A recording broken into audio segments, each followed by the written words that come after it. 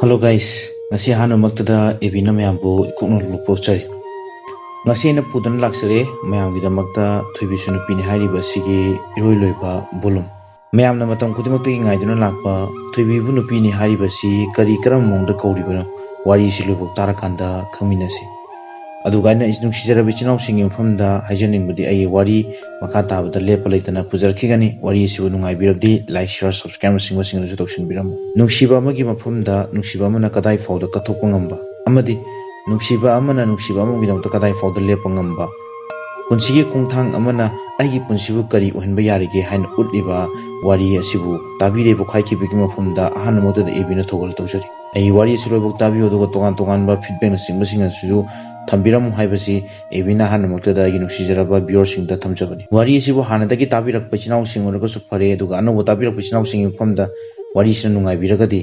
adom karigi thindabiri like share button chingba singdasu namjan biram habis matang hamna thamjage. Lamdam sigi nupi singda ise singda isan singda pair tawjaba nupi obi khongthang kyam yamna lubage amadi mobile phone maram munakan mioyba amagi punsibu kadai fawda mangba yarige haina ikhatjaba plot asida Mayamna ngatang do shutabi bagi damakta haininga ditana nuluposari. Matung tabadasu wari kya pudun laksa bolona agi mathangi hack upcoming story episode ta doctor amadi coronavirus mayamda khosina jaragani mayamna adumak tabi na bagi damakta ebina thogal tawjari. Pari amadi thoibi awabu kayaga langoina na satliba punsi amakhakni. Moibu hack phokliba mama mapana faw hanna yengaktraba mikupta Laikai di karam na makoibu yingakani. Larik tamna buhonari ngaida atopa thabakso hayaude pari angang coaching tawraga sen tangadabsu laikai gi myoi amatana pari da tushal tohonlamde. Thoibi gi thokiba accident aduna pari su mayamna fana uramde. Fana luna tinarabasu Santosna makoi ani gi awatpa menkhatpadi ngamlamde. Maramdi Santos sel thokpa thabak amata tawdribanina. Parisu ikai hangoi pumba thadutuna miwa maisha loinamak thadutuna thabak suba satpa horaki. Mahak kanagi su mateng lodana mai pakpa misak ama oinaba honagani haina sapingna lepre. Afang thabak subnadi pari amari thoibi makhoi aningba thungnaba honabada mangam sangamde. Parina wakhan munna khallaba tungda makhoi animak one time da mai pakminaba haibase oithoktabani khanbadagi. Parina Thoibibu hana matik chabi nupi ama oinaba semlagi haina khan. Thoibisu magi punsidubu challenge samlaga ahing tumdana lairik parakpa haurakhi. Thoibina pagadaba mangonda changadaba lairik kari kara khudimag parina honajarami. Kaiduda asum laisallabadi makhoi asum phibam sochalaklagani haibasi pari gi thajabani. Santos hoidasu awaba asum haplani khanmadagi pari amadi thoibi kupna khanaraga Mi kanasu khangalamdana nongma ahing amada makhoi anina makhoi khuldo thadokduna satkirami. Nong ngalapada Santosna pari gidama nga ayaiba khara thinba lakpada pari amadi thoibi leiramdre. Adubu pari na idura thamlamba sithi amadi leirammi. Itaw nangna aibu kayamna nushige heba aishu khangi. Aibu warogano nangidama aina karisu toba ngamde. Nangbu aigi itaw ina phangjabase aigi laibak yamna phabu mapuni itaw ai punsige lantheng asigidamak matam kharadi nakhoi mayamdagi khitang lapna leige khui ai nangi nakta aigi punsi nungaiba mapau pudana laki adu itaw nangondagi aina lawba lising ahumdo mual makhada thamlabani itaw nang lerambana aina chawthokjabani Nangna aigi matam khuding saisu ubirakpani itaw nangna wabada aini yengba ngamde aduna matam kharadi ai punsigi lantheng ase thengnakigi nahaki khuidum asumna iramba warol ado parubadagi noktuna dalaiba Santos milu ira haurakhi khamjinba ngamdraba magi pirangdo mana pariba chithi eduda tup tarami Amana amabu nomada thaduknadaba makhoi anido lapnabada taram. Kadaida karida haina thigadabasu hairamdabanina Santosnasu parigi likhun thiba khanglamde. Amaromda Santosna parigi magundi munna khangi. Ningkhibada hongdaba wakhal loksing yamna leiba magi matawni ꯀꯔꯤꯒꯨꯝꯕ ꯊꯕꯛ ꯈꯔꯗꯤ ꯇꯧꯔꯛꯀꯅꯤ ꯍꯥꯏꯕꯁꯦ ꯁꯟꯇꯣꯁꯀꯤꯁꯨ ꯑꯆꯦꯠꯄ ꯊꯥꯖꯕꯅꯤ꯫ ꯁꯟꯇꯣꯁꯅ ꯄꯥꯔꯤꯒꯤ ꯋꯥꯔꯤ ꯄꯨꯝꯕ ꯃꯥꯒꯤ ꯃꯄꯥ ꯕꯣꯌꯥꯏꯗ ꯇꯝꯂꯝꯃꯤ꯫ ꯁꯟꯇꯣꯁꯀꯤ ꯃꯐꯝꯗ ꯀꯔꯤꯒꯨꯝꯕ ꯑꯋꯥꯠꯄ ꯑꯃꯗꯤ ꯄꯥꯔꯤꯅ ꯊꯝꯕꯤꯔꯝꯕꯒꯤ ꯃꯃꯤ ꯇꯥꯏ꯫ ꯑꯗꯨꯕꯨ ꯄꯥꯔꯤ ꯋꯥꯈꯜ ꯌꯥꯝꯅ ꯂꯩꯕ ꯅꯨꯄꯥꯅꯤ꯫ ꯕꯖꯥꯔꯒꯤ ꯃꯐꯝ ꯑꯃꯗ ꯄꯥꯔꯤ ꯑꯃꯗꯤ ꯊꯣꯏꯕꯤ ꯚꯔꯥ ꯑꯃꯗ ꯂꯩꯔꯝꯃꯤ꯫ ꯕꯖꯥꯔꯗ ꯂꯩꯔꯒ ꯄꯥꯔꯤ ꯀꯣꯏꯅ ꯃꯥꯒꯤ ꯁꯥꯔꯇꯤꯐꯤꯀꯦꯠ ꯀꯌꯥꯗꯣ ꯄꯨꯗꯨꯅ ꯃꯐꯝꯗ ꯆꯠꯇꯨꯅ ꯀꯣꯆꯤꯡ ꯃꯐꯝ ꯀꯌꯥꯗ ꯆꯠꯇꯨꯅ ꯀꯣꯆꯤꯡꯒꯤ ꯂꯝꯕꯤ ꯊꯤꯕ ꯍꯧꯔꯛꯈꯤ꯫ ꯑꯗꯨꯕꯨ ꯂꯥꯏꯕꯛ ꯐꯕꯗꯤ ꯀꯣꯆꯤꯡ ꯃꯐꯝ ꯑꯃꯗ ꯄꯥꯔꯤ ꯂꯥꯏꯔꯤꯛ ꯇꯥꯛꯄꯒꯤ ꯆꯥꯟꯁ ꯑꯃꯇꯪ ꯐꯪꯖꯈꯤ꯫ ꯂꯣꯏꯅꯅ ꯍꯣꯝ ꯇ꯭ꯌꯨꯇꯔ ꯇꯧꯕꯒꯤ ꯈꯨꯗꯣꯡꯆꯥꯕꯁꯨ ꯄꯥꯔꯤꯗ ꯐꯪꯈꯤ꯫ ꯄꯥꯔꯤꯒꯤ ꯁꯥꯔꯇꯤꯐꯤꯀꯦꯠꯁꯤꯡꯗꯨꯅ ꯄꯥꯔꯤꯒꯤ ꯂꯝꯕꯤ ꯑꯃ ꯄꯤꯔꯛꯄ ꯍꯧꯔꯛꯈꯤ ꯇꯞꯅ ꯇꯞꯅ꯫ ꯄꯥꯔꯤꯅ ꯀꯣꯆꯤꯡ ꯇꯧꯔꯒ ꯐꯪꯉꯛꯄ ꯁꯦꯜꯁꯤꯡ ꯑꯗꯣ ꯍꯩꯁꯤꯡꯅ ꯊꯝꯖꯤꯟꯗꯨꯅ ꯊꯣꯏꯕꯤꯕꯨ ꯁꯦꯝꯕ ꯍꯧꯔꯛꯈꯤ꯫ ꯃꯅꯤꯄꯨꯔꯒꯤ ꯃꯐꯝꯁꯤꯡꯗꯗꯤ ꯊꯣꯏꯕꯤꯒꯤ ꯃꯁꯛ ꯈꯪꯕ ꯃꯤꯁꯨ ꯃꯌꯥꯝ ꯌꯥꯎꯔꯛꯂꯕꯅꯤꯅ ꯄꯥꯔꯤꯅ ꯊꯣꯏꯕꯤꯕꯨ ꯗꯦꯜꯂꯤꯗ ꯀꯣꯆꯤꯡ ꯊꯥꯅꯕꯒꯤ ꯄ꯭ꯂꯥꯟ ꯇꯧꯔꯝꯃꯤ꯫ ꯊꯣꯏꯕꯤꯅꯗꯤ ꯄꯥꯔꯤꯒꯤ ꯑꯋꯥꯕ ꯎꯕꯗ ꯌꯥꯔꯝꯗꯦ꯫ ꯑꯗꯨꯕꯨ ꯄꯨꯟꯁꯤꯕꯨ ꯁꯤꯡꯅꯗꯨꯅ ꯂꯥꯛꯈꯤꯕꯅꯤꯅ ꯄꯥꯔꯤꯒꯤ ꯋꯥꯗꯣ ꯊꯣꯏꯕꯤꯅ ꯃꯀꯣꯛꯇ ꯍꯥꯞꯇꯨꯅ ꯆꯠꯄꯗ ꯇꯥꯈꯤ꯫ ꯊꯣꯏꯕꯤꯅ ꯆꯠꯂꯝꯗꯥꯏꯒꯤ ꯃꯇꯝꯗ ꯄꯥꯔꯤꯅ ꯊꯣꯏꯕꯤꯒꯤ ꯃꯀꯣꯛꯇ ꯃꯅꯝ ꯅꯝꯕꯤꯔꯒ ꯌꯥꯝꯅ ꯅꯨꯡꯁꯤꯅ ꯑꯁꯨꯝꯅ ꯍꯥꯏꯈꯤ, "ꯊꯣꯏꯕꯤ, ꯅꯪ ꯀꯟꯅ ꯍꯣꯠꯅꯈꯣ꯫ ꯅꯪꯒꯤꯗꯃꯛꯇ ꯃꯐꯝꯁꯤꯗ ꯅꯪꯒꯤ ꯃꯥꯏ ꯄꯥꯛꯄꯒꯤ ꯃꯤꯀꯨꯞꯇ ꯉꯥꯏꯗꯨꯅ ꯂꯩꯔꯝꯒꯦ꯫ ꯑꯩꯒꯤꯗꯃꯛ ꯅꯪ ꯀꯔꯤꯝꯇ ꯈꯟꯒꯅꯨ꯫ ꯑꯩꯗꯤ ꯅꯪꯒꯤ ꯅꯨꯡꯁꯤ ꯂꯝꯕꯤꯗ ꯑꯋꯥꯕ ꯀꯌꯥꯁꯦ ꯈꯥꯡꯗꯨꯅ ꯂꯩꯖꯔꯝꯒꯦ꯫ ꯉꯁꯤ ꯑꯩ ꯅꯣꯏ ꯏꯅꯦꯇꯣꯟ ꯍꯣꯏꯗ ꯆꯠꯂꯨꯏ꯫ ꯏꯅꯦꯇꯣꯟꯗꯣ ꯌꯥꯝꯅ ꯀꯞꯄꯛꯑꯦ꯫ ꯉꯁꯤꯗꯤ ꯑꯩꯕꯨ ꯃꯁꯛ ꯈꯪꯍꯜꯂꯝꯃꯤ꯫ ꯏꯅꯦꯇꯣꯟꯁꯨ ꯍꯧꯖꯤꯛ ꯂꯥꯛꯀꯅꯤ, ꯅꯪ ꯊꯤꯟꯕ ꯌꯥꯎꯒꯅꯤ ꯍꯥꯏꯕꯅꯤ꯫ ꯊꯣꯏꯕꯤ, ꯅꯪ ꯑꯇꯣꯞꯄ ꯋꯥꯈꯜ ꯂꯥꯡꯐꯥꯡ ꯈꯟꯒꯅꯨꯀꯣ꯫ ꯁꯦ, ATM-ꯁꯦ ꯄꯥꯏꯁꯤꯜꯂꯣ꯫ ꯅꯪꯒꯤ ꯉꯍꯥꯟ ꯍꯥꯡꯕ ꯑꯦꯀꯥꯎꯟꯗꯨꯅꯤ꯫ 50,000ꯗꯤ ꯌꯥꯎꯔꯕꯅꯤ꯫ ꯅꯪ ꯁꯦꯜꯒꯤ ꯀꯔꯤꯝꯇ ꯈꯟꯒꯅꯨ꯫ ꯗꯔꯀꯥꯔ ꯂꯩꯕ ꯈꯨꯗꯤꯡꯃꯛ ꯑꯩꯉꯣꯟꯗ ꯍꯥꯏꯔꯛꯑꯣ꯫ ꯁꯤ, ꯅꯪꯅ ꯅꯥꯞꯅ ꯂꯩꯗꯨꯅꯤꯅ ꯏꯕꯥꯅꯤ ꯅꯨꯡꯇꯤꯒꯤ ꯆꯠꯅꯕ ꯑꯩ ꯄꯥꯝꯃꯤ꯫ ꯅꯪꯒꯤ ꯐꯣꯟꯁꯦ ꯉꯁꯤꯗꯤ ꯁꯤꯜꯂꯁꯦ ꯊꯣꯏꯕꯤ꯫ ꯐꯣꯟꯅ ꯅꯪꯒꯤ ꯄꯨꯟꯁꯤ ꯃꯥꯡꯍꯟꯈ꯭ꯔꯕꯁꯨ ꯉꯁꯤ ꯑꯩꯅ ꯄꯤꯔꯤꯕ ꯐꯣꯟꯁꯤꯅ ꯅꯪꯒꯤ ꯃꯥꯏ ꯄꯥꯛꯄꯒꯤ ꯂꯝꯕꯤ ꯑꯣꯏꯌꯨꯀꯣ ꯊꯣꯏꯕꯤ꯫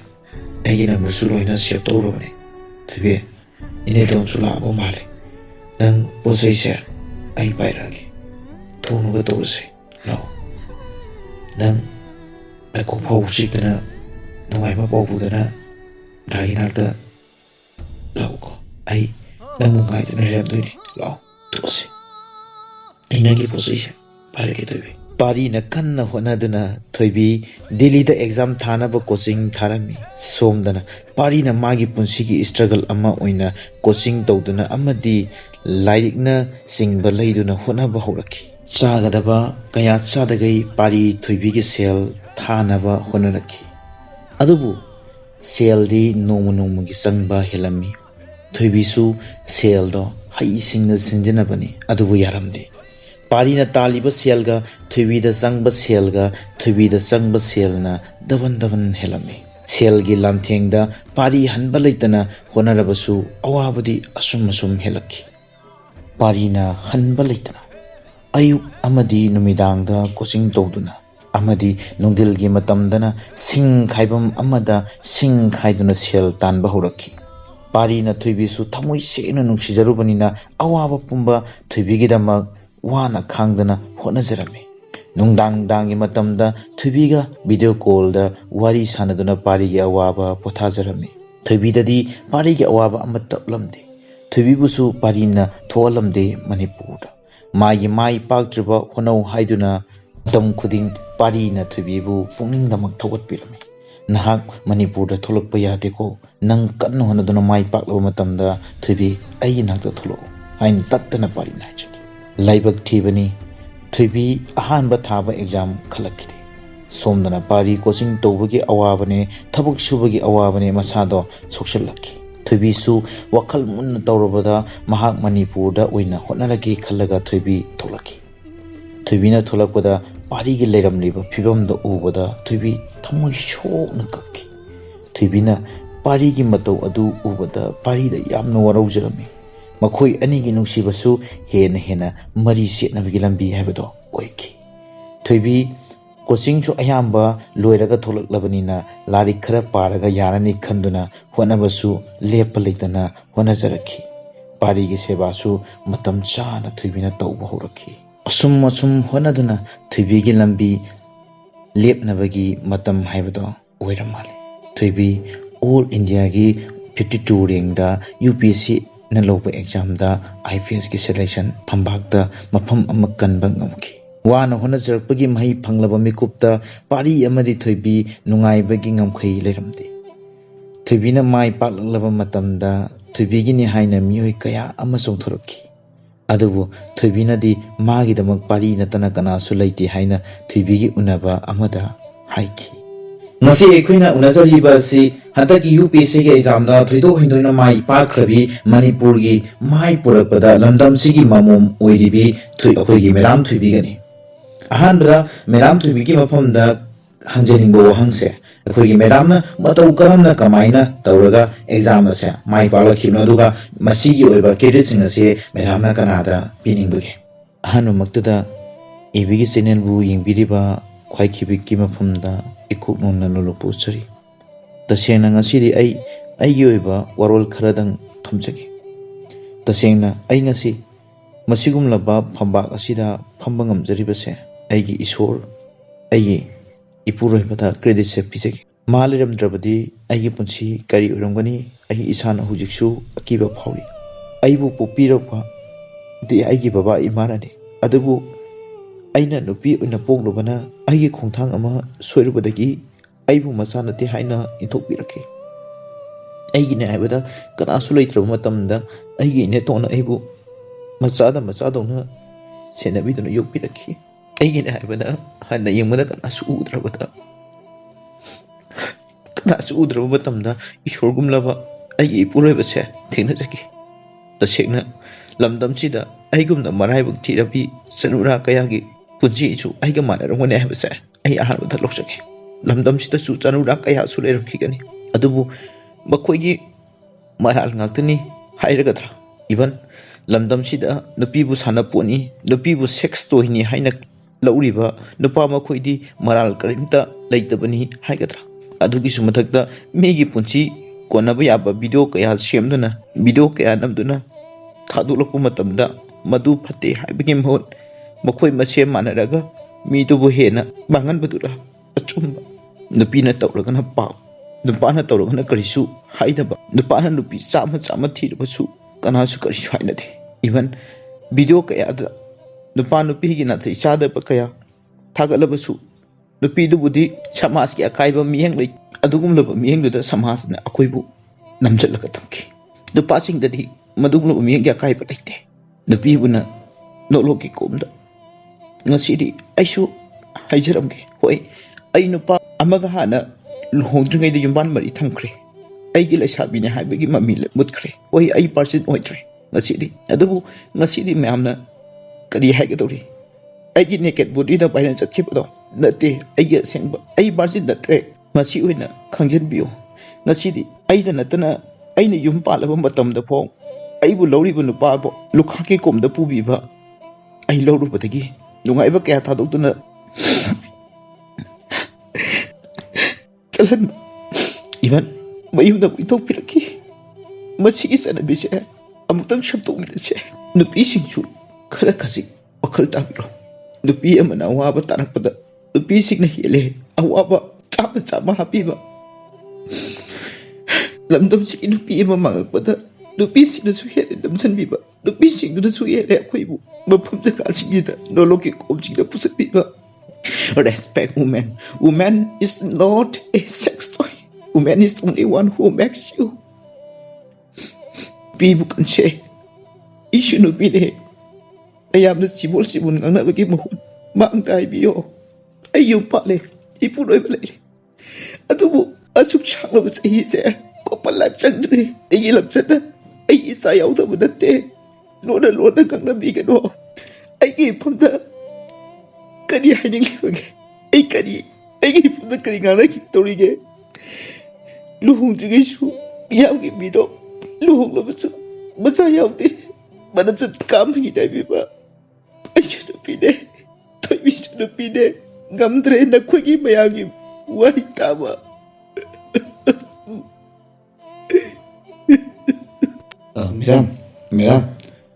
Madam की वालों से याम सुमी मैडम इसी न्यों तो थचन बिना मैडम खरा खजी इमोशनल प्रॉब्लम माले लाइफ के नादों तुम थपियो असुमना थोइबीबु उनबा मेकअप अदुदा थोइबी इमोशनल ने कितंग हिमन खिबगी वंदरकदना मैम संगदना लाइकनकी थोइबी की वारी तो तारोबदा मिपुंग खुदिमक लोइनमक कनकी थोइबीना हायरंबा नमितुदा हायरम वाफम मागी ने हायबदा कना सुलैती मागी मपुरे बतो नतना तसेंगना चुमलिब्रा हायना येंगरुगदी हुई चुमी असिनी थुबिबु नुपिनी हायरिबा मसिदा हायनिंगबा वारोलसे लमदमसिदा मोबाइल फोन से नियम चुमना सिंजनाबियु अमादी अदोम अदोंगी ममल यामनबा पुंसिबु मीगी सादोंदमक मिताबा कयादगी गांथोकमिनासि इसे अमदी इचलसिंगदा मेकअप थोपिरो थुबिदा तारिबा दशा असे नुसीबना मरम मोरकान ताकिबा दशाने नुसीबदा अहेनबा का हेना थाजबा थंबिरुनु नुसीबदा अहेनबा का हेना थाजबा थंबि तारगसु सुमना खकी नुसीबगी मगुंदमा ngakलगा चटपियो अदुगा अदोम अदोंगी ममल यामनबा पुंसिदुबु नुसीरे हायदुना पिथोकपदी लानगनी थुबिना वारिबा असि तसेंगना वारी असिना ताकले मागी नुपी ओइबगी पुंसि अदुबु नुपा ओइबा कयाना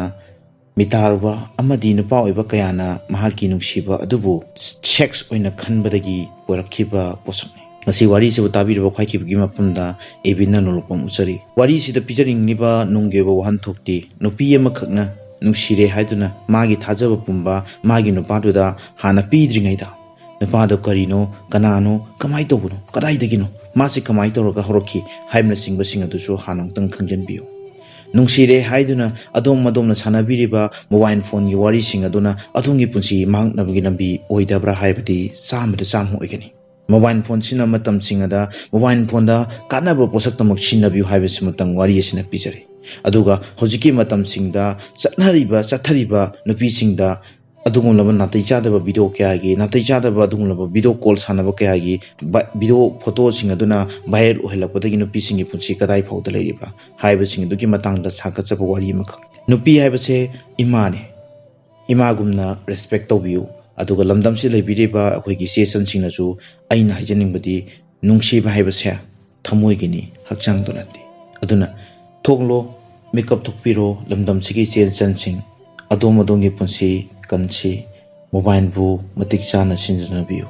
मोबाइल की कानाबदंग खंजनबियो मांगजबदो खंगलकांदा मांगजबसिंग अदो सिंजनबिरुनु थुबिदा तारिबा दशा सिंग असे इसे संसिंगदा ताहंजनीदे अदुगा वारी असिदा सिंजनजरिबा ममिंग मथा सिंग असि कनागुंबा मियोय अमतगा मरी लेनजदे मसिदे ngahak वारी फजनबगे हांगना ममिंग मथा सिंग असे सिंजनजगिबा ngakतने अदुगा लमदमसिगी इसेसन ओइबसिंगदा आइना थमजनिंगबदि अदोंगी नुंसीबना अदोंगी पुंसी लेपगदबा नत्ते नुंसीरबसु थमोय खंगना नुंसिनबियु नुंसीगदोरिबा मिहोय अदो कनानो करिनो हायना खंगलब मतम सिंगदा नुंसीबियु हायबसिमतंग थमजरगा अगी वारी सेलोशनजगे मथंगी वारी ngaiduna laibiramu डॉक्टर अमदी कोरोना वायरस आई मयामदा अथुबदा सिनजरगे थागतचरी।